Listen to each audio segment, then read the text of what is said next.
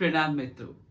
मैं और मेरी पुस्तकें इस श्रृंखला में आज मैं बात करूंगा अपनी पुस्तक युग पुरुष महर्षि स्वामी दयानंद सरस्वती जी।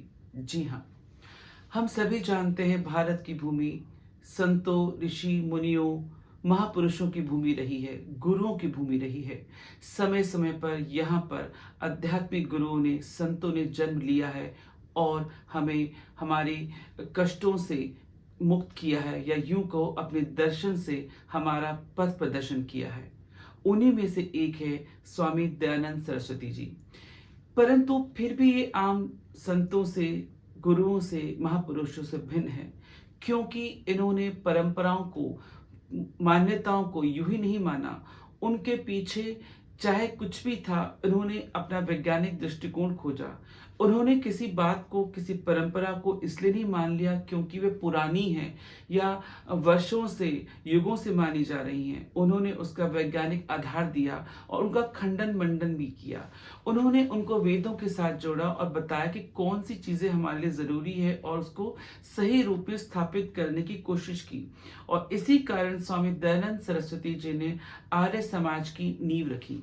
तो कहीं ना कहीं इन सबका श्रेय हमारे महर्षि दयानंद सरस्वती को जाता है। ये जो पुस्तक है उनके बारे में, उनके जीवन के बारे में, उनके योगदान के बारे में विस्तृत रूप से जानकारी प्रदान करती है। फिर उनका पूरा जीवन चरित्र हो या उनकी आध्यात्मिक यात्रा, आपको यदि जानना है तो सब कुछ इस पुस्तक में है। उनकी व्यक्तित्व की विशेषताएं, किस तरह उन्होंने धर्म की रक्षा और राष्ट्र के प्रति अपना प्रेम जाहिर किया, वह सब भी इस पुस्तक में दिया है। क्यों बना आर्य समाज, आर्य समाज क्या है, उसकी आवश्यकता क्यों पड़ी, यह सब कुछ भी उन्हीं के द्वारा संभव हुआ और इस पुस्तक में दिया हुआ है। साथ ही साथ सत्य को उजागर करता हुआ सत्यार्थ प्रकाश, वो जो ग्रंथ है, उसके बारे में विस्तृत जानकारी इस पुस्तक में दी हुई है।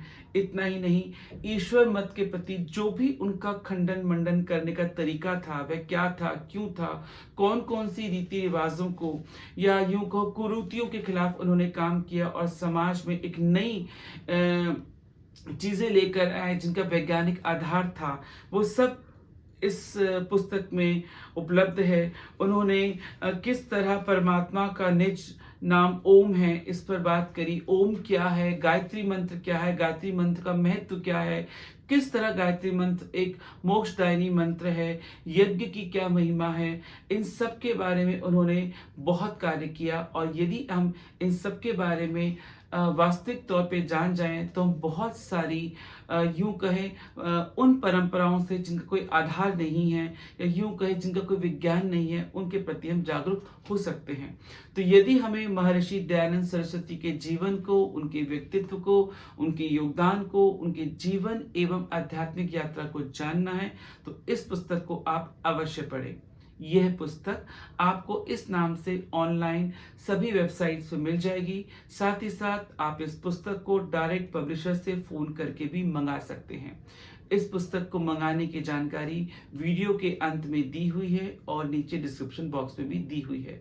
आशा है आप इस पुस्तक को मंगाएंगे और महर्षि दयानंद सरस्वती के व्यक्तित्व एवं कृतित्व से रूबरू होंगे। इस वीडियो को देखने के लिए बहुत बहुत धन्यवाद।